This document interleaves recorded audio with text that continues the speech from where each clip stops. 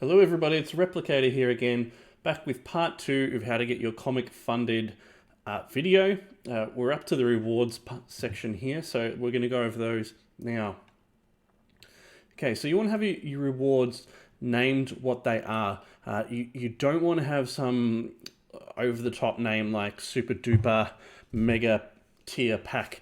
If you want to have something cool, you can do that, but just keep it to maybe one tier. So keep them named what they are. So if you've got a comic and a print for sale, call it comic and print. People are simple creatures. There's no need to confuse them. Reward pictures. You want to have a picture of what they actually get. Again, people are simple. You want to give them a visual representation of what they're getting. Less than 10 rewards. Too many rewards makes it too confusing, and if it's too confusing, people won't buy anything. Okay. Variation in price, cheap to expensive. You need to understand that money is not equal for everyone. Some people have very little. We've all been in a situation like that, and some people have a lot of disposable income that they can easily spend $1,000 or $10,000 on something if it interests them. So make sure you have rewards that go all the way up from the cheapest they can be all the way up to really expensive. But the thing you need to make sure is you need to make sure that they're good value, whatever reward level it is. You can't just put a $10,000 comic with a few extras. Like, it has to be legitimately amazing. Okay, so bear that in mind. Keep rewards levels low in numbers and add or change if they sell out. So example would be you've got a limited edition cover. So you want to have a 0 or 25 or 0 or 50. The smaller your numbers are, the more demand there will be in theory. So if you have 0 out of 25, people think I have to get it now or I might miss out. On the flip side, if you have 0 or out of 500 available, people think I can just get it later, and then they might not get it at all because they have forgotten about it. You want to make sure that when they're looking at it, they're getting it right then. So if they sell out, you can just add more, or if that makes you feel uncomfortable, you can change it. So you might have that limited edition cover, and you might add a signed print in as well, and that can be another tier. So that's just an example. Plan your stretch goals out and work them out price-wise. This is really important. I start off by saying stretch goals will kill you because I want to emphasize how important it is for your campaign. You get caught up in the magic of crowdfunding. I've been there. Other people have been in this situation. You want to give everyone everything, and everything costs money. So you need to work out how much your stretch goals are going to cost, what you want them to be. Here's an example of what I'm talking about. If I have 1,000 backers and I decide to give everyone a print, it doesn't sound too crazy, right? That's pretty standard kind of thing. But if I do 1,000 color prints in Australia, it's going to cost me $1,000. But if I do 1,000 black and white prints, it's only going to cost me $200 because color is significantly more expensive here than it is to do black and white. So just really figure out what you want to do and price it out, how much it's actually going to cost you. And don't make it up on the fly, because this will hurt. This will hurt you. Indiegogo pre-launch sign-up page. You have to do this. This is mine here. I'll open it up quickly. We can have a look. It doesn't have to be insanely detailed. Mine is still work in progress. I'm waiting on a few things, but it just has, sign up and back on day one, which ties back to what we were talking about earlier, and get a great bonus rewards. Because I'm not sure what I'm going to do for the rewards yet. It's most likely a trading card, but I haven't locked it in 100%. But it's got an image, a couple more images here, and a little bit more detail. But essentially what people do is they put their email address in here. They sign up, and then you collect their email address, and you can let them know when your campaign's gone live. And these people, like we discussed earlier, are more likely to back it. So let's just go over that now. So I mentioned earlier, this can be, if you haven't got an email list, this can be the start of your email list. All right, collecting these emails for people, this can be your first email list. You'll just need a third-party platform to send them all out. I use MailerLite, but MailChimp is the most popular, I think. So yeah, like I said, just said, you need to offer these people a reason to sign up, a discount or a reward for doing so. So example below, sign up and back on day one and receive this exclusive trading card. I did a poll on what everyone preferred as a reward. Trading cards were the most popular. Art prints are the easiest to produce and to ship. So that's another thing. It doesn't have to be a trading card. You can do a print, something like that. You can even do a discount, but these are more popular than the discount.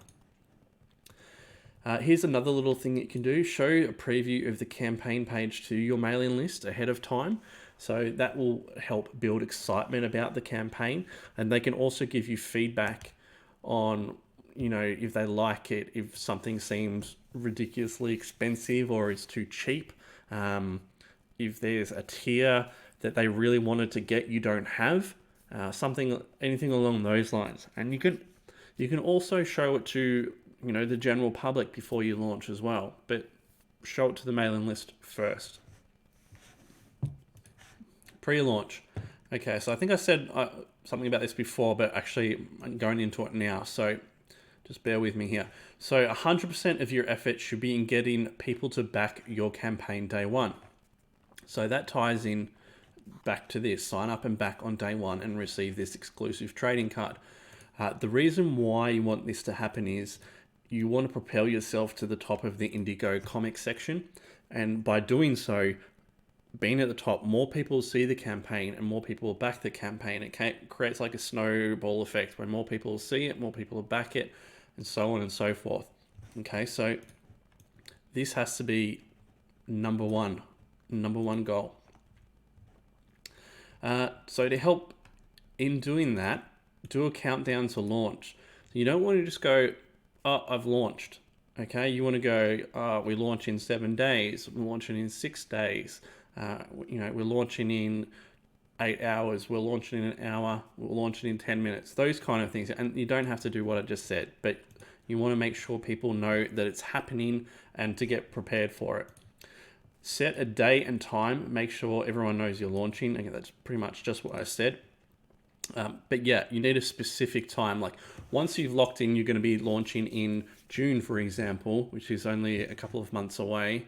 You need to know what date in June, just so people, once again, can get prepared for it and know when it's happening.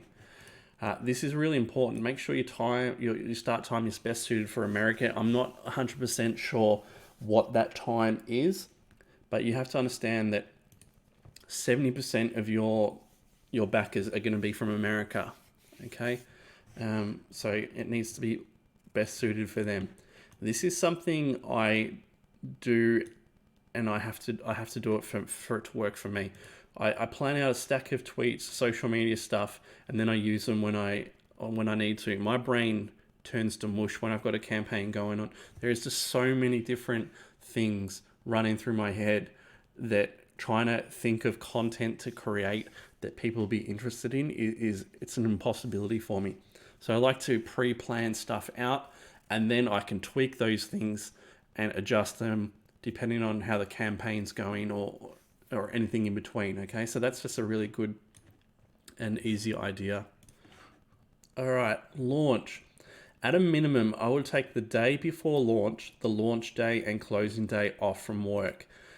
The reason being, the day before launch, you want to make sure everything's lined up, ready to go. You've booked in, streams to get on, other people's streams, your own stream, all those kind of things. Your campaign page is finished 100%. There's no small details to fix. You've checked over everything. You just want to be prepared, and you don't want that extra stress. And launch day and closing day, they're the most important days for a campaign. You want to launch on a stream and try and get on as many streams as possible during that launch day, and same with the closing day. Streams are a massive thing. They'll help you, get backers, get eyes on your project, and if people like what they see, they'll back it. So try and book in as many as possible. Pre-plan, ask and contact people to go on their streams. And yeah, you're just going to have to hustle day one and closing day. So during the campaign, add new rewards and new options as you go along. What you're trying to do is you're trying to keep yourself at the top of that Indiegogo page for as long as possible. So adding new things on it, might get people more excited and, additional backers to come in and keep you at that top. Keep your backers regularly updated. Let them know what's happening, like how the campaign's going. Even if they've backed it, they might have backed it and then not thought about it anymore. And just try and keep your momentum of your campaign going. So that is part 2 wrapped up. I'm going to do a part 3, I think, as well. And I'll just go over my campaign and the things I did right and the things I did wrong. Okay, so I hope you enjoyed it. Like, subscribe, hit the bell for notifications, all that good stuff. And you can check out, you can sign up to my email list for the issue 3, and you can back the campaign here. All the links will be in the description, and you can also download this document if it helps you. Okay, thank you very much.